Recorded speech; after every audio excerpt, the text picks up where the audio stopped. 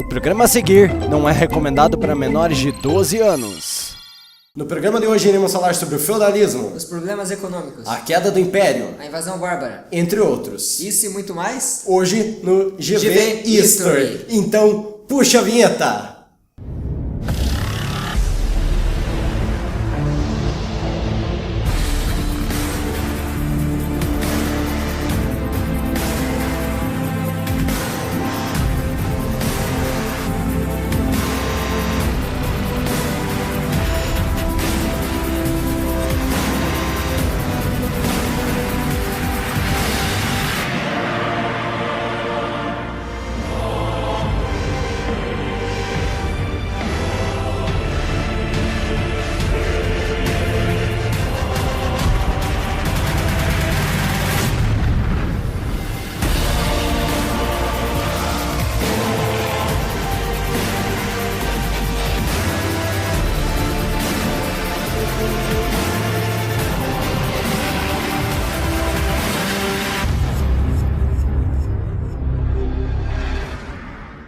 Olá a todos, eu sou Matheus Joab. Olá, eu sou Cláudio Victor. E hoje estamos em mais uma edição do nosso programa GV History. E o tema do programa de hoje é a queda do Império Romano, a invasão bárbara e o feudalismo. Então se acomode, pegue uma pipoca, aumente o volume e vamos ao nosso momento história.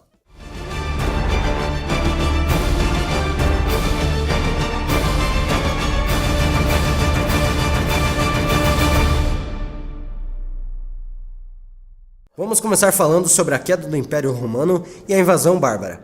O Império Romano do Ocidente teve como uma das principais causas de sua queda as invasões bárbaras, protagonizadas pelos povos germânicos que habitavam a região a leste das fronteiras do Império. Ao lado da decadência da economia escravista e da desestruturação militar, as invasões bárbaras foram apontadas por historiadores como um dos principais processos que levaram ao fim do maior império da antiguidade em 476 d.C.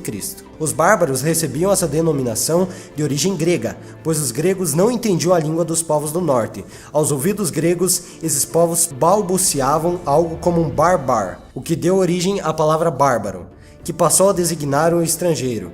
Em latim, eram os bárbaros. Eram os povos que não falavam latim, não seguiam as leis romanas e também não participavam de sua civilização. O processo de entrada dos povos germânicos no Império Romano ocorreu de forma gradual, inicialmente. A nordeste da Península Itálica, as fronteiras do Império Romano tinham como limite os rios Danúbio e Reno. Os povos e tribos que habitavam para além desses rios eram considerados pelos romanos como germanos. A partir do século I, os romanos passaram a travar contato com as tribos que habitavam as regiões fronteiriças. Como resultado desse contato, os bárbaros germânicos passaram a receber terras e tornaram-se colonos, conseguindo ainda serem incorporados ao exército, chegando muito deles a ocuparem cargos militares e administrativos no Estado romano, nos séculos finais do Império do Ocidente. Algumas das tribos da fronteira foram consideradas como federadas ao Império após a consolidação das práticas comerciais, principalmente a troca de escravos germânicos, por artigos de luxo que os chefes das tribos bárbaras admiravam. Entretanto, a partir do século IV, as invasões dos povos bárbaros do Império Romano intensificaram-se. Um dos motivos era a pressão que essas tribos vinham recebendo do Oriente, com os avanços dos hunos para o Ocidente. Saqueando e devastando as tribos que encontravam pelo caminho,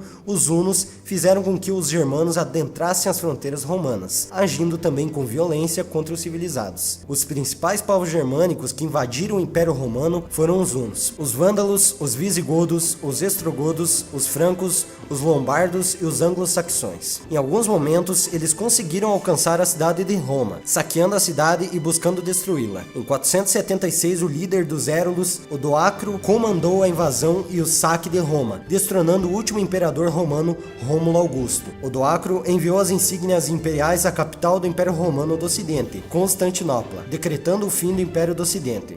A população já havia abandonado as cidades e se instalado na zona rural, em busca de proteção, desintegrando a conformação urbana que havia no Império Romano. Os bárbaros constituíram ainda inúmeros reinos no território antes controlado pelos romanos, iniciando o processo de configuração política que iria caracterizar a sociedade medieval. Bem, como vocês puderam ver, por conta da queda do Império e a queda econômica, não será mais possível pagar os soldados. Assim, as fronteiras acabaram ficando sem proteção, ocasionando a invasão bárbara. Para ficar um pouco mais claro para vocês, vamos mostrar um trecho da série Vikings, que mostra mais ou menos como que eram as invasões bárbaras. Então, pode rodar um trecho da série Vikings.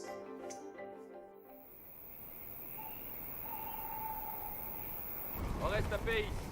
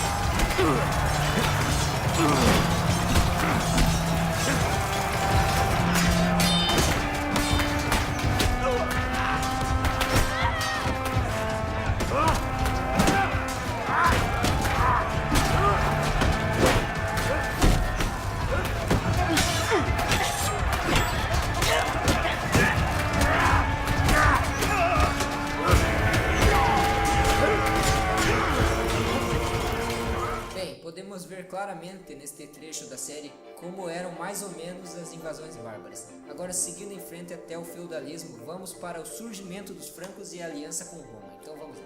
Vamos lá. De todos os povos bárbaros germânicos, os francos merecem atenção especial, pois conseguiram estruturar um poderoso estado de grande significação na alta Idade Média europeia. Os francos formavam uma das tribos germânicas que entraram ou invadiram o espaço do Império Romano e estabeleceram um reino duradouro na área que cobre a maior parte da atual França e do leste da atual Alemanha. A palavra franco vem do germânico antigo frecker e significa livre, forte, ousado e corajoso na língua franca. A liberdade não se estendia às mulheres ou à população de escravos que se instalou junto com os francos livres. A respeito do início do Reino Franco, não há muitas fontes históricas, uma vez que esse povo não conhecia a escrita. As principais informações a respeito desse povo são encontradas em relatos romanos. No início do século V d.C., os francos se estabeleceram na província romana de Gália, atual França. No princípio, eles ajudaram a proteger as fronteiras romanas como aliados, quando uma grande invasão composta na sua maior parte de tribos germânicas orientais cruzou o Reno em 406. Os francos lutaram contra esses invasores. A maior investida da invasão passou ao sul do rio Loire. Na região de Paris, o controle romano persistiu até 486, uma década depois da queda dos imperadores de Ravenna, em parte devido às alianças com os francos. Após tudo isso, o reino franco expandiu-se e formou duas dinastias que nós iremos conferir agora. O reino franco formou-se e expandiu-se sob o governo de duas dinastias. As dinastias dos reis merovingios, dos séculos 5 a 8, foi o período da formação do reino franco, das duas primeiras expansões territoriais e da aliança estabelecida entre o rei e a Igreja Católica Romana. E a dinastia dos reis carolíngios dos séculos 8 ao 9 foi o período de apogeu dos francos, da sua máxima expansão territorial e da tentativa de se fazer ressurgir, sob o governo dos francos, um império universal e cristão. Então vamos falar um pouco sobre o Império Merovingio. O Império, ou Reino Merovingio, pendurou entre os anos de 481 a 751. Descendentes de Meroveu impôs sua hegemonia na Gália. Os primeiros reis francos constituíram o mais poderoso reino da Europa Ocidental. Dessa dinastia passaram a ser chamados de Merovingios. Os francos passaram a ser conhecidos na história a partir do século III, devido às suas ações de pirataria nas costas do Mar do Norte e por terra. No momento que a Gália sofria as invasões, por volta do ano de 258, os francos aproveitaram o momento em que Roma se encontrava enfraquecida por causa das invasões bárbaras de 406 e assim adentraram com o intuito de ampliar suas fronteiras. O primeiro franco a iniciar o reinado merovingio foi o neto de Meroveu, Clovis. Este organizou campanhas militares aliando-se à igreja, vez que na batalha de Tolbiac, 496, venceu os alamanos, convertendo-se ao cristianismo. Não poderíamos esquecer o Império Carolíngio. Com a desagregação do Império Romano e a organização da sociedade feudal, inúmeros reinos se formaram. O Reino Franco, formado por Gália, atual França, foi o mais duradouro desses novos territórios. Ali a dinastia Carolíngia sucedeu a dinastia Merovingia em 751, sendo fundada por Pepino o Breve, que naquele ano depôs o último Merovingio e se fez eleger rei dos francos por uma assembleia de seu povo, para além da sagração papal em 754. Em 768, a dinastia carolíngia foi entregue a Carlos Magno, monarca responsável pelo apogeu da denominação dos francos na Europa medieval. Seguindo uma política de tom expansionista, o novo rei promoveu o domínio de territórios situados na Península Itálica e entrou em luta contra os muçulmanos, estabelecendo a marca hispânica na região sul dos Pirineus, espécie de zona neutra destinada a isolar e proteger as fronteiras do império, as Ilhas Baleares, e impôs sua dominação sobre os povos saxões da Germânia.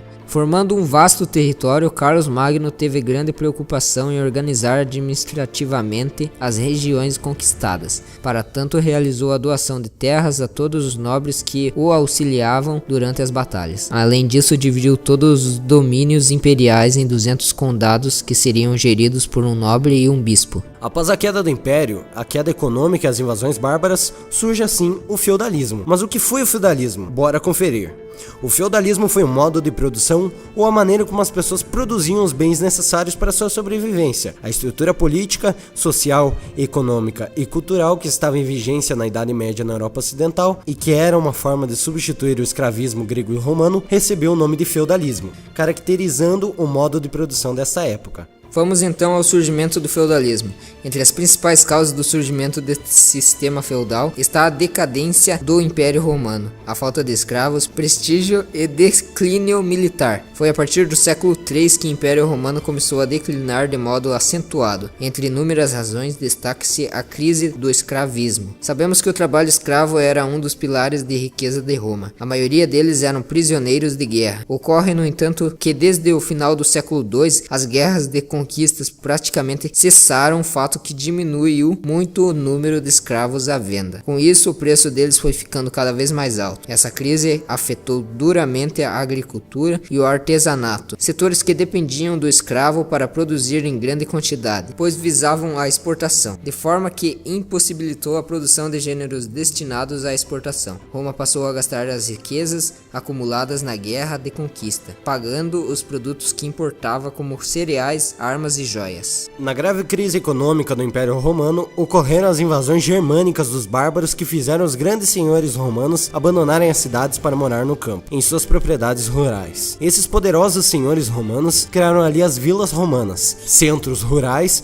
que deram origem aos feudos e ao sistema feudal na Idade Média. Nessas vilas romanas, pessoas menos ricas buscavam trabalho e a proteção dos grandes senhores romanos e fizeram com eles um tratado de colonato. Ou seja, os mais pobres poderiam usar as terras, mas seriam obrigados a entregar parte da produção dessas terras aos senhores proprietários. Isso fez com que o antigo sistema escravista de produção fosse substituído por esse novo sistema servil de produção, no qual o trabalhador rural se tornava servo do grande proprietário. Como funcionava o feudalismo? A base do sistema feudal era a relação servil da produção. Com base nisto foram organizados os feudos, que respeitavam das tradições. O comitatus e o colonatus. O comitatus, que vem das palavras comitês, companheiro, era de origem romana e unia senhores de terra pelos laços da vassalagem. Quando prometiam fidelidade e honra uns aos outros, no colonatus ou colonato, o proprietário das terras concedia trabalho e proteção aos seus colonos, em troca da parte de toda a produção desses colonos. Um senhor feudal dominava uma propriedade da terra, feudo, que compreendia uma ou mais aldeias. As terras que seus vassalos camponeses cultivavam, além da floresta e as pastagens comuns. A terra que pertencia à igreja paroquial e a casa senhorial, que ficava na melhor parte cultivável. Bem, o que significa feudo? Feudo é uma palavra germânica que significa o direito que alguém possui sobre um bem ou sobre uma propriedade. O feudo, portanto, era uma unidade de produção onde a maior parte das relações sociais passava a acontecer, porque os senhores feudais, suzeranos, eram poderosos e cediam aos outros nobres, que se tornavam seus vassalos, as terras em trocas de serviços e obrigações. Agora, voltando aqui para o estúdio, vamos mostrar como era mais ou menos o feudo. Nós separamos aqui algumas ilustrações que mostram mais ou menos como era mais ou menos ele. Vamos mostrar aqui que nós estamos separados.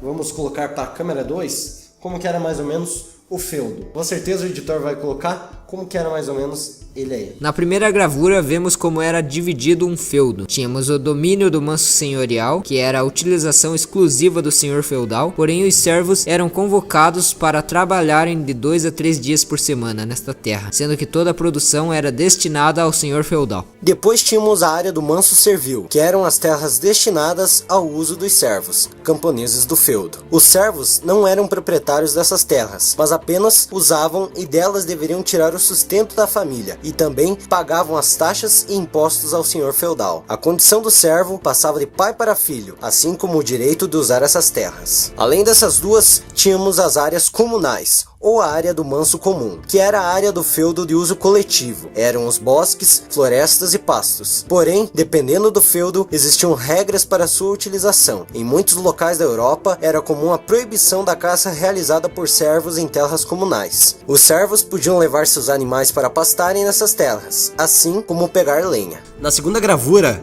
vemos de forma mais simples como era dividido o feudo. Temos no número 1 o castelo do senhor feudal, no número 2 temos o torreão feudal, no 3 temos a reserva senhorial, no 4 temos o moinho, no 5 temos a floresta, no 6 a aldeia, no 7 as terras arrendadas, no 8 as terras baldias e no 9 temos as áreas de arroteamento. Nós não podemos deixar de falar de como era o sistema de produção feudal. O trabalho nas terras buscava o atendimento de necessidades básicas. Ao contrário de outros tempos, a agricultura medieval apresentava um desempenho produtivo abaixo que limitava a ocorrência das trocas naturais e do comércio. Essa característica subsistente é relacionada à má qualidade das sementes utilizadas e à limitação dos instrumentos e técnicas da época. Apesar da relevância desses fatores, devemos levar em conta que os camponeses medievais também empregavam o sistema de rotação de culturas. Nesta técnica, um lote de terras cultiváveis era dividido em 3 porções equivalentes. Nas duas primeiras, o servo estabelecia a plantação de 2 culturas distintas. Já o lote restante não era aproveitado para que assim o lote das terras não fosse completamente desgastado.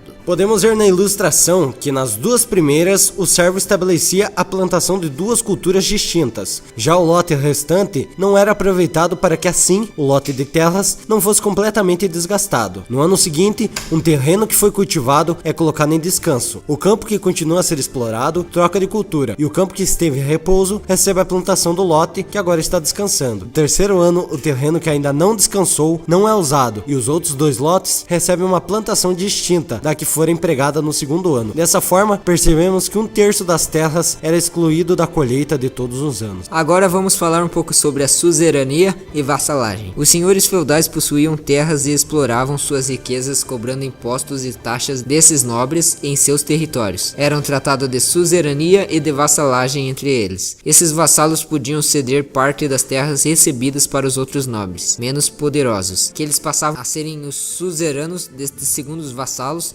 enquanto permaneciam como vassalos daquele primeiro suzerano. Um vassalo recebia parte da terra e tinha que jurar fidelidade ao seu suzerano num ritual de poder e de honra, quando o vassalo se ajoelhava diante de seu suzerano e prometia fidelidade e lealdade. No sistema feudal, quem concedia terras era o suzerano, e quem as recebia era o vassalo, em relações baseadas em obrigações mútuas e juramentos de fidelidade. O rei concedia terras aos grandes senhores, e esses, por sua vez, concediam parte dessas terras aos senhores menos poderosos, os chamados cavaleiros, que passavam a lutar por eles. Um suzerano se obrigava a dar proteção militar e jurídica aos vassalos. Um vassalo, investido na posse de um feudo, se obrigava a prestar auxílio militar. Vamos falar um pouco sobre como era a sociedade feudal. Bom, na sociedade feudal havia os estamentos ou camadas estanques. Não havia mobilidade social e nem se podia passar de uma camada social para outra. Havia a camada daqueles que lutavam, nobreza, a camada dos que rezavam, clero, e a camada dos que trabalhavam, camponeses e servos. Com diferentes camponeses, os servos que trabalhavam nos feudos não podiam ser vendidos como escravos, nem tinham a liberdade de deixarem a terra onde nasceram. Os vilões, homens livres, que viviam nas vilas e povoados e deviam obrigações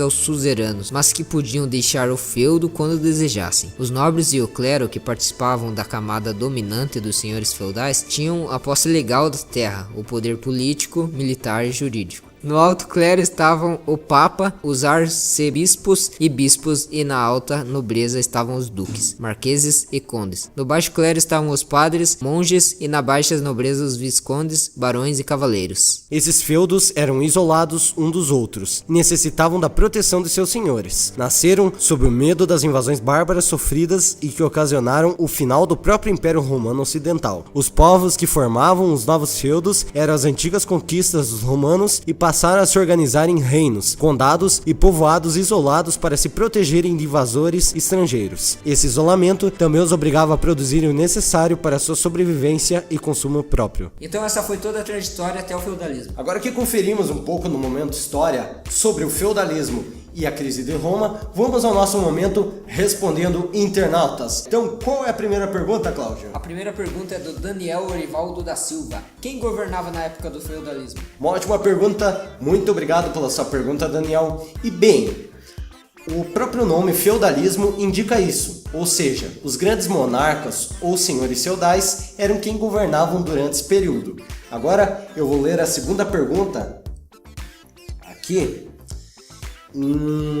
E a pergunta do Irineu Silva, que pede o seguinte: como era a produção econômica? Essa é contigo, Cláudio. Bem, a economia feudal baseava-se principalmente na agricultura. Existiam moedas na Idade Média, porém eram pouco utilizadas. As trocas de produtos e mercadorias eram comuns na economia feudal. O feudo era a base econômica desse período, pois quem tinha mais terra possuía mais poder. Bem, então essas foram todas as perguntas. Muito obrigado por enviarem as perguntas aqui para o programa. Desculpe por não lermos todas, pois não haveria muito tempo no programa. Já sabe, quem enviar uma pergunta para nós, entra no nosso Twitter, @GVHistory oficial, e manda a sua pergunta lá. Bem, e como costume, para finalizar, vamos ao nosso resumo geral. Aproveitando para contar como acabou o feudalismo, então roda o resumo. Vamos para o resumo geral.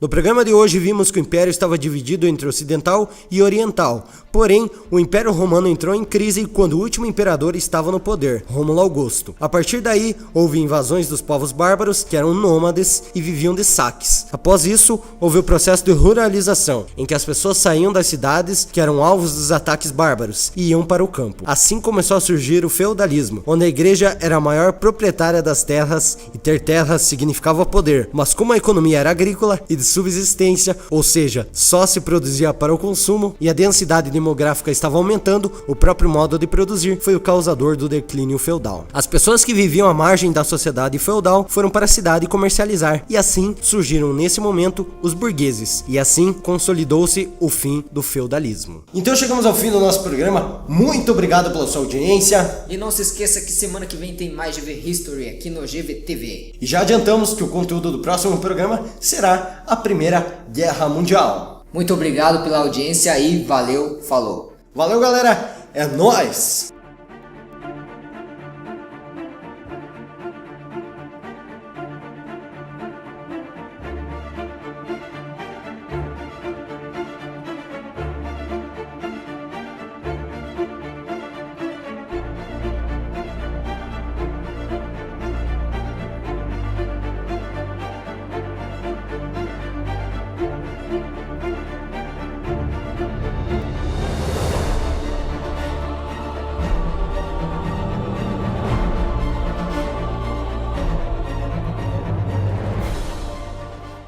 Bem, e como de costume, não podemos deixar de exibir os erros de gravação. Eu sei que vocês gostam e é bom que nós mostremos para vocês como o vídeo não sai de primeira e como é difícil gravar e produzir esses vídeos. Então, editor, pode colocar o filtro preto e branco e bora rodar os erros de gravação. Roda aí. No programa de hoje iremos falar sobre o feudalismo, Os problemas econômicos. a queda do império. Isso e muito mais Hoje no GV History. Vamos lá. No programa de hoje iremos ver sobre o feudalismo, Os problemas econômicos. a queda do império. E a invasão bárbara. Vamos de novo. Vamos de lá, novo. pegar na antiga. Programa de hoje. Tá. Vamos lá. No programa de hoje iremos falar sobre o feudalismo, Os problemas econômicos. a queda do império. A invasão bárbara. Isso e muito mais. Hoje no Vamos lá. 3, 2, 1, já. No programa de hoje iremos falar sobre o feudalismo, Os problemas econômicos. a queda do império, A invasão bárbara. o feudalismo. O feudalismo. O feudalismo de O novo. Juventus também. Já procurou alguma vez hotel na internet? Trivago compara centenas de preços de hotéis ideais. Basta um simples clique. Agora que conferimos um pouco no nosso momento história, um pouco sobre o feudalismo e a crise de Roma, vamos ao nosso momento respondendo internautas. Então, Cláudio, me mostra aí qual que é a primeira pergunta. A primeira pergunta é do Daniel Orivaldo da Silva. Quem governava na época do feudalismo? É Daniel Munhoz, só pra te avisar. Então, Cláudio, qual é a primeira pergunta? A primeira pergunta é do Daniel Oh, ele tinha feito bonitinho. Nunca mais. Nunca mais vai ser. Daí o Cláudio que fala depois. Eu falo primeiro. Daí você fala o que vai estar no roteiro. Tá bom. Mostra aí. Beleza. Então, chegamos ao final desse nosso... Então, chegamos ao fim do programa de hoje. Então, chegamos ao fim do programa de hoje. Muito obrigado pela sua audiência. É like. Ah, era você. Nossa, olha o som. Deixa eu puxar um pouquinho mais pra cá. Calma. Testando. Deixa eu fazer o teste. Calma. Ah, ô, amigo. Vacina. Vem aqui.